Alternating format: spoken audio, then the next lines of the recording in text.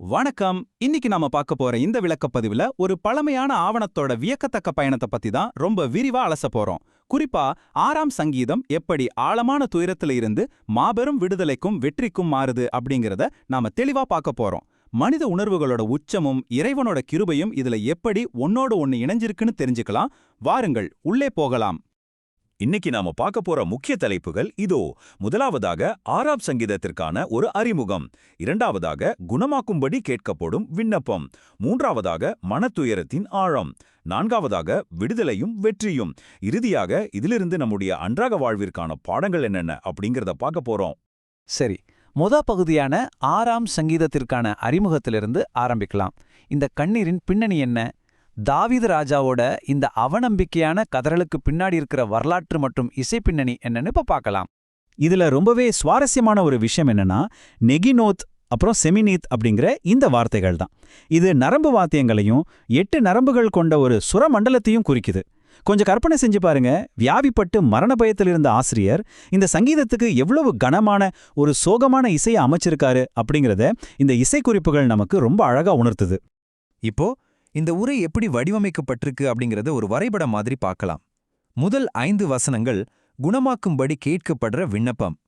அடுத்ததா 6 மற்றும் 7வது வசனங்கள் கடுமையான மனத்துயரத்தை காட்டுது. அப்புறம் 8 முதல் 10 வரையிலான வசனங்கள் விடுதலையும் நம்பிக்கையுமா மாறுது.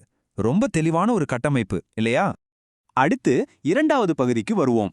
குணமாக்கும்படி விண்ணப்பம். வியாதியையும் பயத்தையும் எதிர்கொள்றது.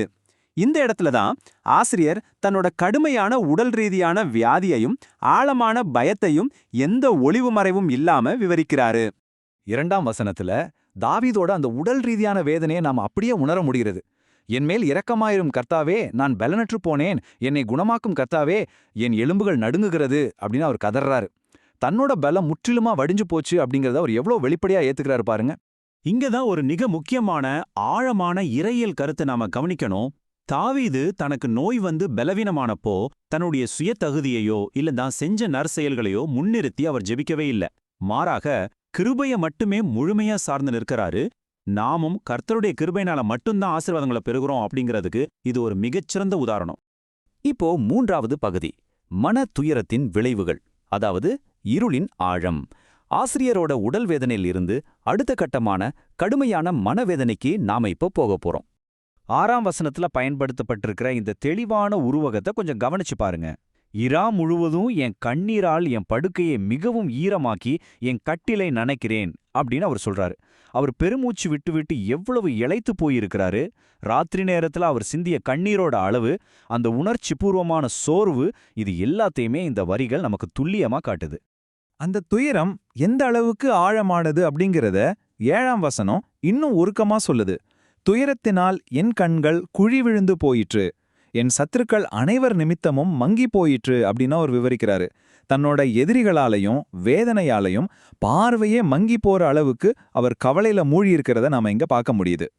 4வது பகுதி, விடுதலையும் வெற்றியும். இங்கதான் ஒரு வியத்தக மாற்றம் நடக்குது. ஆழமான விரக்தியிலிருந்து முழுமையான வெற்றிக்கு இந்த உரை திடீர்னு ஒரு பெரிய திருப்பத்தை ஏற்படுத்துது. 8ஆம் வசனத்துல ஏற்படுற இந்த திடீர் ஆற்றல் மாற்றத்தை பாத்தீங்களா?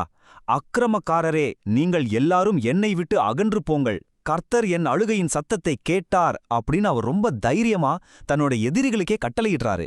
ஏன்னா தன்னுடைய கண்ணீரின் சத்தம் இறைவனால் கேட்கப்பட்டுருச்சு அப்படிங்கிற ஒரு அசைக்க முடியாத நம்பிக்கை அவருக்கு திடீர்னு வந்துருச்சு.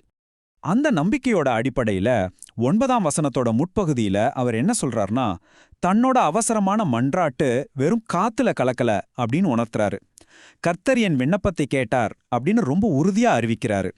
தன்னோட குறைகள் தீவிரமா கவனிக்கப்பட்டிருக்கு அப்படிங்கிறத அவர் இப்ப முழுமையா உணர்ந்துட்டாரு. அதே வசனத்தோட பிற்பகுதியில அவர் முழுமையான நிச்சயத்தையே அடைஞ்சிட்டாரு. கர்த்தர் என் ஜெபத்தை ஏற்றுக்கொள்வார் அப்படின்னு அடிச்சு சொல்றாரு. தன்னோட மன்றாட்டில் ஏற்றுக்கொள்ளப்பட்டு அதுக்கான பதில் கண்டிப்பா கிடைக்கும் அப்படிங்கிற அந்த அசைக்க முடியாத விசுவாசத்தை இது காட்டுது. இந்த தெய்வீக தலையீட்டோட விளைவு என்ன தெரியுமோ? 10ஆம் வசனத்தின்படி அவருடைய பகைஞர்கள் எல்லாரும் வெட்கப்படுவார்கள், மிகவும் கலங்கி போவார்கள். அது மட்டும் இல்லாம அவங்க சடிதியிலே, அதாவது திடீரென்று பின்னாக திரும்பி செல்வார்கள் அப்படின்னு மூலப்பாடம் ரொம்ப தெளிவா பதிவு செய்யுது. இது அவருக்கு கிடைக்க போற முழுமையான வெற்றியையே குறிக்குது. இப்போ இறுதி பகுதியான 5வது பகுதிக்கு வந்துட்டோம். வாழ்க்கைக்கான பாடங்கள். இந்த பழமையான ஜெபத்தை இன்னைக்கு நம்ம சொந்த வாழ்க்கைக்கு எப்படி நடைமுறை பாடங்களா நாத்திக்கலாம் அப்படின்னு மூல விளக்க உரை நமக்கு கத்துக் கொடுக்குதுன்னு பாப்போம். இத விளக்க உரை 3 துல்லியமான படிகளா நமக்கு காட்டுது. முதல் படி, தாவீது செஞ்சது போலவே நாமும் நம்மோட பலவீனத்தையும் குறைகளையும் தகுதியின்மையையும் ஏத்துக்கிட்டு ஜெபிக்கணும். 2வது, முழுமையான விசுவாசத்தோட ஜெபிக்கணும். அப்புறம் 3வது, பிலிப்பியர் 4:13 சொல்ற மாதிரி கிறிஸ்துவுக்குள் எனக்கு பலனுண்டு அப்படிங்கறத விசுவாசிச்சு அந்த பலனை நம்ம பெற்றுக்கொள்ளணும். தாவீது ஏன் மரணத்தை தவிர்த்து உயிரோடு வாழ விரும்பினாரு அப்படிங்கிறதுக்கான காரணத்தை மூல விளக்குரை இங்க ரொம்ப அழகா வலியுறுத்துது. மரணம் அடைஞ்சா கர்த்தரை துதிக்க முடியாது, அதனால தான் அவர் குணமடைய வேண்டி மன்றாடினாரு. நாமோ எப்போதுமே கர்த்தரை துதிக்கிறவங்களா இருந்து நம்ம விண்ணப்பங்களை கர்த்தர் கேட்பார், ஏத்துப்பார் அப்படிங்கிற முழுமையான எதிர்பார்ப்போட நம்ம ஜெபங்களை முன்வைக்கணும் அப்படிங்கிறத இது நமக்கு நினைவூட்டுது. இறுதியா மூல விளக்க உரையிலிருந்து எடுக்கப்பட்ட ஒரு ஆழமான சிந்திக்க தூண்டும் கேள்வியோட நான் உங்களை விட்டு செல்றேன். நீங்க கர்த்தரை துதித்து போற்றுகிறீர்களா? உங்களுடைய சொந்த போராட்டங்கள் மற்றும் பலவீனமான தருணங்களின் மத்தியிலும் கூட அவரை தொடர்ந்து துதித்து கொண்டுதான் இருக்கிறீர்களா? யோசித்து பாருங்கள்.